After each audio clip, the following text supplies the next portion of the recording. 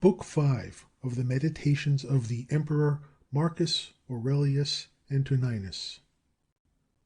The Meditations of the Emperor Marcus Aurelius Antoninus by Marcus Aurelius, translated by George Chrystal, 1888 to 1944.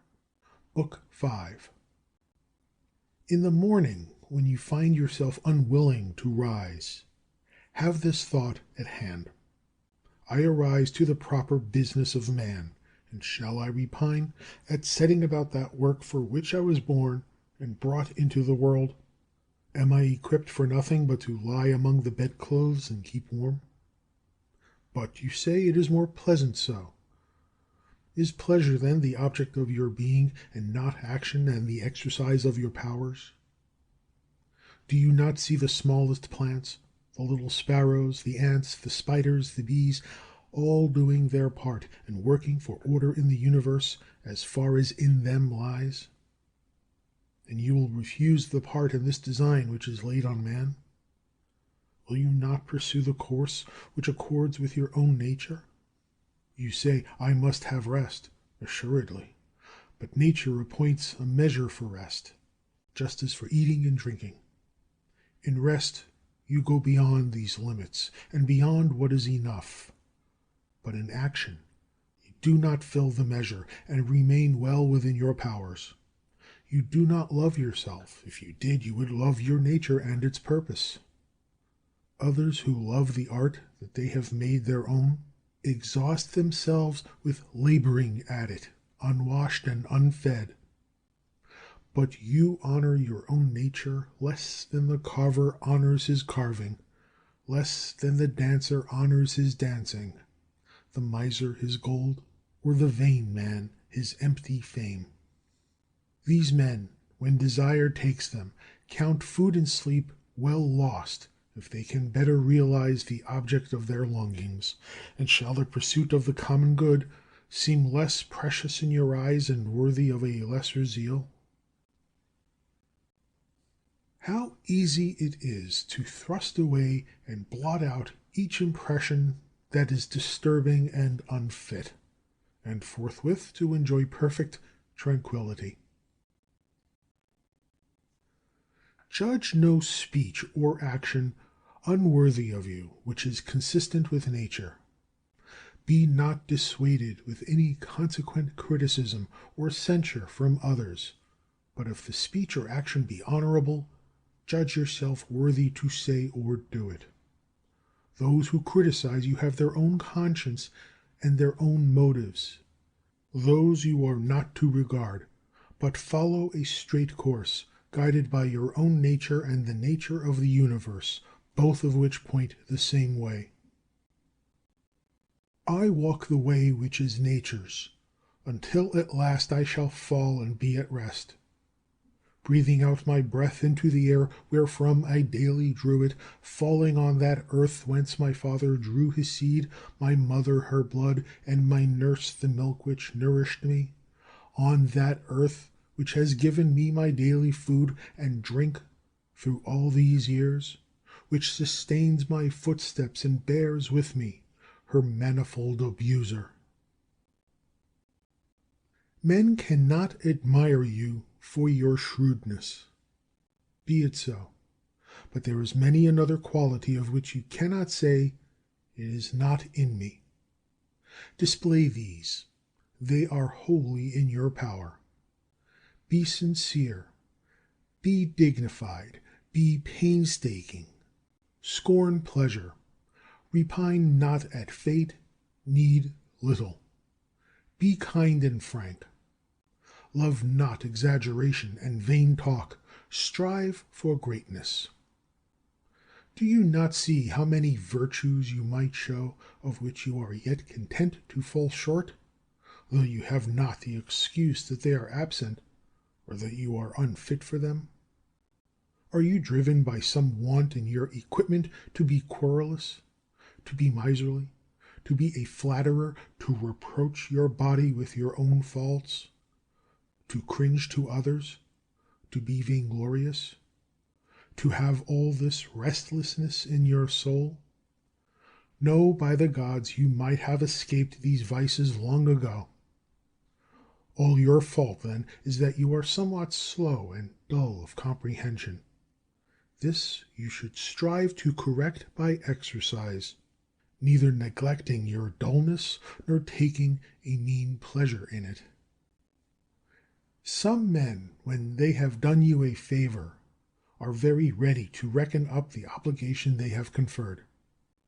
Others again are not so forward in their claims, but yet in their minds consider you their debtor, and well know the value of what they have done.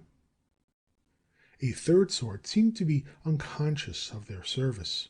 They are like the vine, which produces its clusters and is satisfied when it has yielded its proper fruit.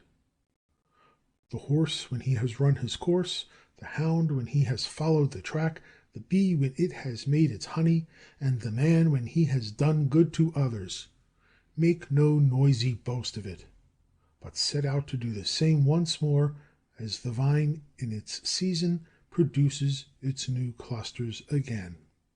Should we then be among those who in a manner not know what they do? Assuredly, but this very thing implies intelligence, for it is a property of the unselfish man to perceive that he is acting unselfishly, and surely to wish his fellow also to perceive it. True, but if you misapprehend my saying, you will enter the ranks of those of whom I spoke before. They too are led astray by specious reasonings. But if you have the will to understand what my principle truly means, fear not that in following it you will neglect the duty of unselfishness. This is a prayer of the Athenians. Rain, rain, dear Zeus, on the plains and plowlands of the Athenians. Man should either not pray at all, or pray after this frank and simple fashion.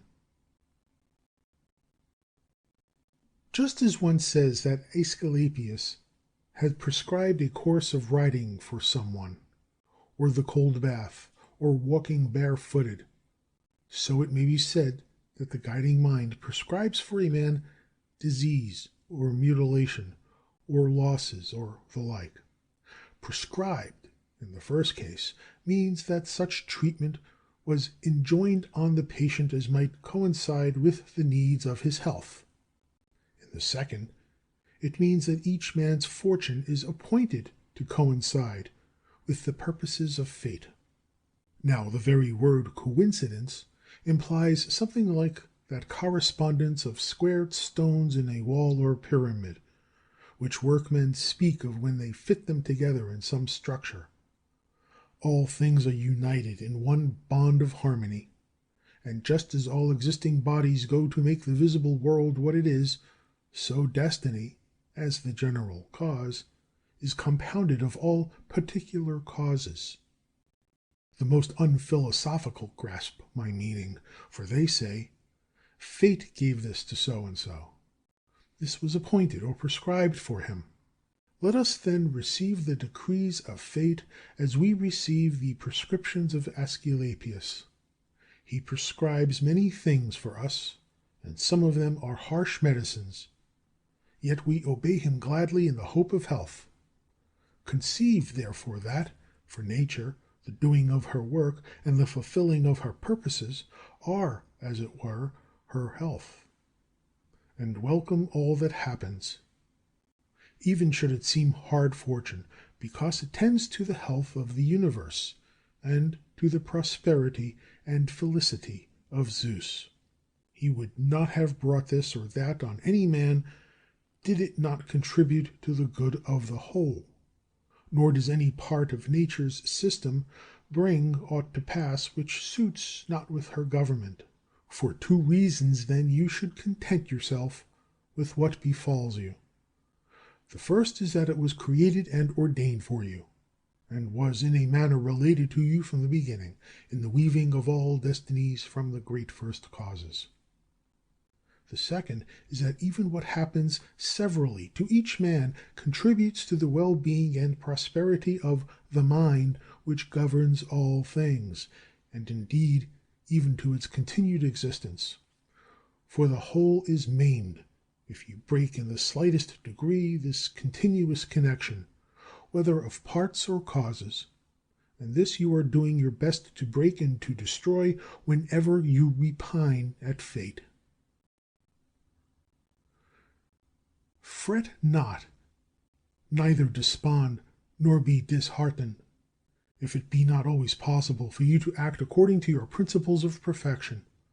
If you are beaten off, return again to the effort, and content yourself that your conduct is generally such as becomes a man.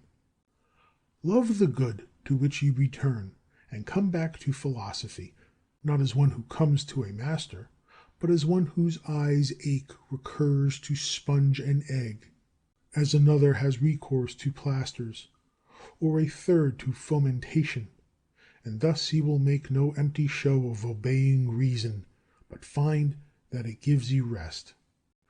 Remember that philosophy demands no more than what your nature requires, but you are wont to desire other things which accord not with your nature. For what, you say, can be more delightful than such things? Is not this the very snare which pleasure sets for us? Yet consider if magnanimity, frankness, simplicity, kindness, and piety be not even greater delights, and what is sweeter than wisdom itself, when you are conscious of security and felicity in your powers of apprehension and reason. The natures of things are so covered up from us, that to many philosophers, and these no mean ones, all things seem incomprehensible. The Stoics themselves own that it is difficult to comprehend anything with certainty.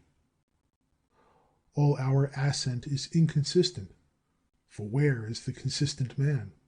Consider, too, the objects of our knowledge, how transitory they are, and how mean, how often they are in the possession of the debauchee, of the harlot, of the robber. Review again the morals of your contemporaries. It is scarcely possible to tolerate the best mannered among them, not to say that the man can scarcely tolerate himself. Amid such darkness and filth, in this perpetual flux of substance, of time, of motion, and of things moved, I can perceive nothing worthy of esteem or of desire. On the contrary, we should comfort ourselves as we await our natural dissolution, and not be vexed at the delay, but find rest in these thoughts: first, that nothing can befall us which is not in accord with the nature of all things; second, that it is always in our power not to do anything against the divine spirit within us. To this no force can compel us. To what end am I using my soul? Let me examine myself as to this on all occasions, and consider what is passing now in that part of me which men call the ruler of the rest. Let me think, too, whose is the soul that I have? Is it a child's? Is it a youth's, a timorous woman's, or a tyrant's? The soul of a tame beast, or of a savage one?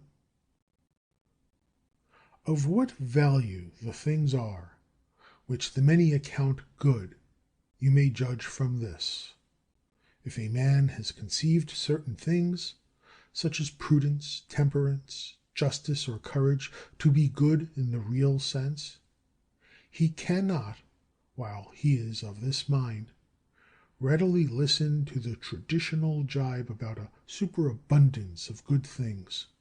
It will not fit the case. But when he has in mind things which seem good in the eyes of the multitude, he is perfectly willing to hear and accept as quite appropriate the raillery of the comic poet. Thus even the ordinary mind perceives the difference, for if this were not so, we would not in the first case repudiate the jest as offensive, nor would we salute it as a happy witticism when applied to wealth, or to the opulence which produces luxury and ostentation. Proceed, then, and put the question whether these things are to be valued and esteemed good, of which we have such an opinion that we may at least say of their possessor, He has so many possessions about him that he has no place wherein to ease himself. I consist of a formal and a material element. Neither of these two shall die and fade into nothingness, since neither came into being out of nothing. Every part of me, then, will be transformed and ranged again in some part of the universe. That part of the universe will itself be transmuted into another part, and so on for all time coming. By some such change as this I came into being, likewise my progenitors, and so back from all time past. There is no objection to this theory, even though the world be governed by determined cycles of revolution. Reason and the art of thinking are powers which are complete in themselves and in their special processes. They start from their own internal principle and proceed to their appointed end. Such mental acts are called right, to indicate that the course of thought is right or straight. Nothing should be said to be part of a man which is not part of his human nature. Things that are not part of his essence cannot be required of him, and have no part in the promise or the fulfillment of his nature. Therefore, in such things lies neither the end of man nor the good which crowns that end. Moreover, if anything were really part of a man, it would not be proper for him to despise it or revolt against it, nor would he be praiseworthy who made himself independent thereof. If non-essential things were indeed good, he could be no good man who stinted himself in the use of them. But, as we see, the more a man goes without them, and the more he endures the want of them, the better a man he is. The character of your most frequent impressions will be the character of your mind. The soul takes color from its impressions. Therefore, steep in it such thoughts as these. Wherever a man can live, he can live well. A man can live in a court, therefore he can live well there. Again, everything works towards that for which it was created, and that to which anything works is its end, and in the end of everything is to be found the advantage and the good of it. Now, for reasoning beings, society is the highest good, for it has long since been proved that we were brought into the world to be social. Nay, was it not manifest that the inferior kinds were formed for the superior, and the superior for each other? Now the animate is superior to the inanimate, and beings that reason to those that only live. To pursue impossibilities is madness, and it is impossible that the wicked should not act in some such way as this. Nothing can befall any man which he is not fitted by nature to bear. The like events befall others, and either through ignorance that the event has happened, or from ostentation of magnanimity, they stand firm and unhurt by them. Strange, then, that ignorance or ostentation should have more strength than wisdom. Material things cannot touch the soul at all, nor have any access to it. Neither can they bend or move it. The soul is bent or moved by itself alone, and remodels all things that present themselves from without in accordance with whatever judgment it adopts within.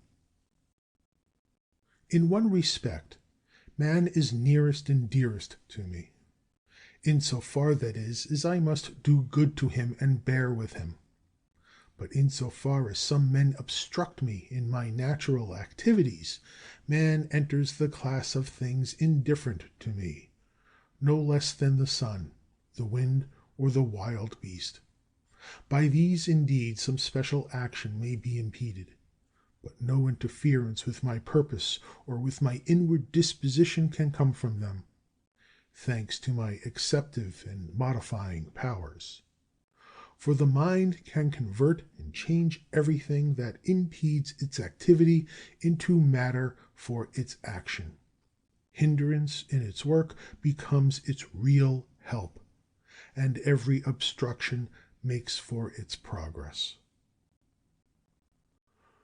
Reverence that which is most excellent in the universe, and the most excellent is that which employs all things and rules all. Likewise, reverence that which is most excellent in yourself. It is of the same nature as the former, for it is that which employs all else that is in you, and that by which your whole life is ordered. That which harms not the city cannot harm the citizen. Apply this rule whenever you have the idea that you are hurt. If the state be not hurt by this, neither am I harmed. And if the state be hurt, we should not be wrathful with him who hurt it. Consider where lay his oversight. Consider frequently how swiftly things that exist or are coming into existence are swept by and carried away. Their substance is a river perpetually flowing. Their actions are in continual change, and their causes subject to 10,000 alterations. Scarcely anything is stable, and the vast eternities of past and future, in which all things are swallowed up, are close upon us on both hands. Is he not then a fool who is puffed up with success in the things of this world, or is distracted or worried, as if he were in a time of trouble likely to endure for long? Keep in mind the universe of being in which your part is exceedingly small, the universe of time of which a brief and fleeting moment is assigned to you, the destiny of things, and how infinitesimal your share therein. Does another wrong me? Let him look to that. His character and his actions are his own. So much is in my present possession, and is dispensed to me by the nature of things, and I act as my own nature now bids me. Let the leading and ruling part of your soul stand unmoved by the stirrings of the flesh, whether gentle or rude. Let it not commingle with them, but keep itself apart, and confine these passions to their proper bodily parts. And if they rise into the soul by any sympathy with the body to which it is united, then we must not attempt to resist the sensation, seeing that it is of our nature. But let not the soul, for its part, add thereto the conception that the sensation is good or bad. Live with the gods. And he lives with the gods who continually displays to them his soul, living in satisfaction with its lot, and doing the will of the inward spirit, a portion of his own divinity which Zeus has given to every man for a ruler and a guide. This is the intelligence, the reason that abides in us all. Are you angry with one whose armpits smell, or whose breath is foul? What is the use? His mouth or his armpits are so, and the consequence must follow. But you say man is a reasonable being, and could by attention discern in what he offends. Very well, you too have reason. Use your reason to move his, instruct, admonish him. If he listens, you will cure him, and there will be no reason for anger. You are neither actor nor harlot. As you intend to live at your going, so you can live here. But if men do not permit you, then depart from life. yet so as if no misfortune had befallen you. If my house be smoky, I go out, and where is the great matter? So long as no such trouble drives me out, I remain at my will, and no one will prevent me from acting as I will. And my will is the will of a reasonable and social being. The intelligence of the universe is social. It has therefore made the inferior orders for the sake of the superior, and has suited the superior beings for one another. You see how it hath subordinated and coordinated and distributed to each according to its merit, and engaged the nobler beings to a mutual agreement and unanimity. How have you behaved towards the gods, towards your parents, your brothers, your wife, your children, your teachers, those who reared you, your friends, your intimates, your slaves? Can it be said that you have ever acted towards all of them in the spirit of the line, "He wrought no harshness, spoke no unkind word"? Recollect all you have passed through, all that you have had strength to bear. Your life is now a tale that is told, and your service is all discharged. Recall the fair sights you have seen, the pleasures and the pains you have despised, the so-called glory that you have foregone, the unkindly men to whom you have shown kindness. How is it that unskilled and ignorant souls disturb the skillful and intelligent? What, I ask, is the skillful and intelligent soul? It is that which knows the beginning and the end, and the reason which pervades all being, and by determined cycles rules the universe for all time.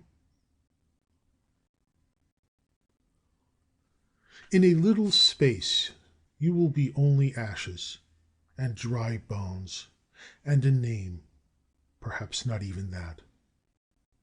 A name is but so much empty sound and echo, and the things which are so much prized in life are empty, mean, and rotten. We are as puppies that snap at one another, as children that quarrel, laugh, and presently weep again. But integrity, modesty, justice, and truth, up from the wide earth, have soared to heaven. What then should detain you here?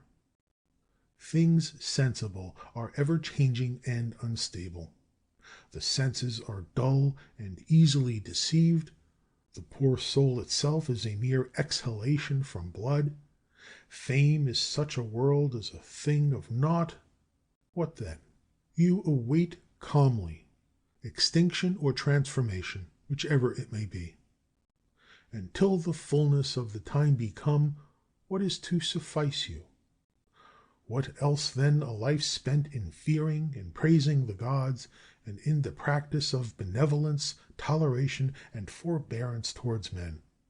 And whatsoever lies beyond the bounds of flesh and breath, remember that it is neither yours nor in your power. A prosperous life may be yours if only you can take the right path and keep to it in all you think or do. Two advantages are common to gods, to men, and to every rational soul. In the first place, nothing external to themselves has power to hinder them. In the second, their happiness lies in having mind and conduct disposed to justice, and in the power to make that the end of all desire. If the fault be not my sin, nor a consequence of it, if there be no damage to the common good, why am I perturbed about it? Wherein is the harm to the common good? Be not incautiously carried away by sentiment, but aid him that needs it according to your power and his desert. If his need be of the things which are indifferent, think not that he is harmed thereby, for so to think is an evil habit. But, as in the comedy, The old man begs to have his foster child's top for a keepsake, though he knows well that it is a top and nothing more. So should you act also in the affairs of life. You mount the rostra and cry aloud, "O man, have you forgotten what is the real value of what you seek?"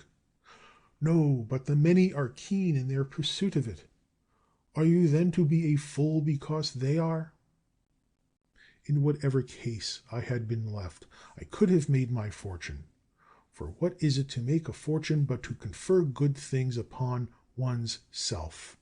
And true good things are a worthy frame of mind, worthy impulses, worthy actions. End of Book 5.